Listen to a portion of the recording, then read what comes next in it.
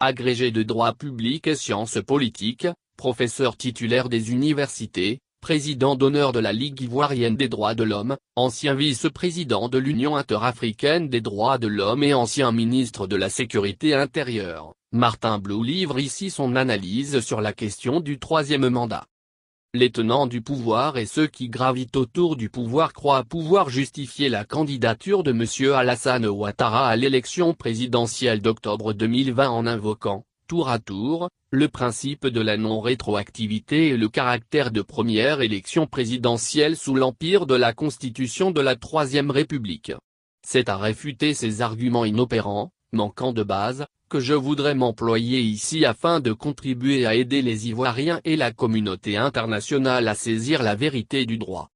Un certain juriste, répondant à la démonstration que j'ai conduite relativement à l'inéligibilité de M. Alassane Ouattara, a cru pouvoir m'opposer le principe de la non-rétroactivité, en étant oublieux de ce que le principe de la non-rétroactivité, consacré par la Constitution est opposable au pouvoir législatif ou, plus largement, à toute autorité infraconstituante, ne joue qu'à l'égard de la règle nouvelle.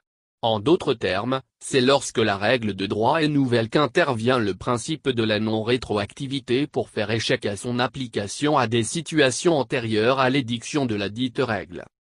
Ce principe tend à assurer la sécurité juridique et, par conséquent, à lutter contre les remises en cause des situations acquises. Or, le principe de la limitation du nombre de mandats présidentiels n'est pas une règle nouvelle. Pour lutter contre le pouvoir à vie ou la patrimonialisation du pouvoir, la Constitution du 1er août 2000 a posé des limites en consacrant le principe de la limitation du nombre de mandats présidentiels à 2. Ce principe n'a pas été abrogé par la Constitution du 8 novembre 2016, au contraire, par exemple, de l'âge limite de 75 ans ou de la jouissance d'un bon état de santé physique et mentale, deux des conditions prescrites par la Constitution du 1er août 2000 pour être candidat à l'élection présidentielle. La Constitution de 2016 a, par l'effet de son article 55, alinéa 1er, reconduit le principe de la limitation des mandats présidentiels à 2. Il suit de là que le principe de la limitation du nombre de mandats présidentiels n'est pas nouveau. Car, par la volonté du constituant, autorité suprême, ce principe existe depuis 2000.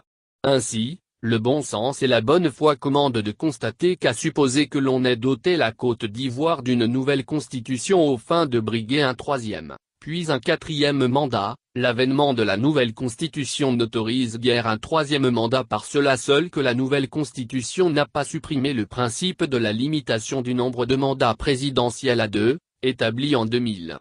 L'argument tiré de la non-rétroactivité ayant révélé ses limites et n'ayant donc pu prospérer, une nouvelle trouvaille nous est servie, celle selon laquelle l'élection d'octobre 2020 sera la première sous la Constitution de 2016. Sur l'argument tiré de ce que l'élection présidentielle d'octobre 2020 sera la première sous la Constitution du 8 novembre 2016.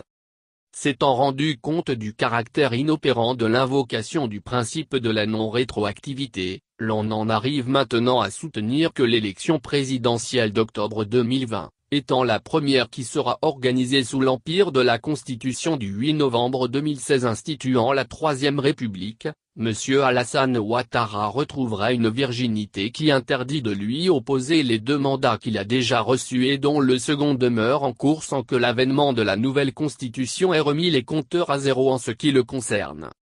En vérité, ce deuxième argument ne peut, non plus, prospérer en tant qu'il relève du sophisme. Le décompte du nombre de mandats ne peut se faire à partir de la date de l'avènement de la Constitution de 2016, mais, bien plutôt pour compter de 2000, c'est-à-dire de la consécration du principe de la limitation du nombre de mandats présidentiels dont on a vu qu'il n'a pas cessé d'exister depuis 2000.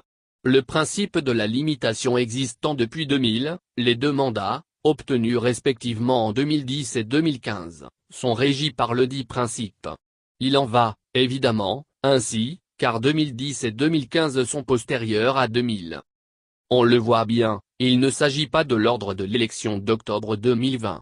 Il n'est pas question de savoir quel est l'adjectif numéral ordinal qui s'applique à l'élection présidentielle d'octobre 2020. Il ne s'agit donc pas de savoir si elle est la première ou la 10e élection organisée sous la Constitution de 2016. Il s'agit plutôt de savoir si M. Alassane Ouattara, qui a bénéficié, déjà, de 2 mandats présidentiels, peut être candidat à l'élection présidentielle d'octobre 2020 sans que le principe de la limitation, qui existe depuis 2000, le rattrape ou lui soit opposable.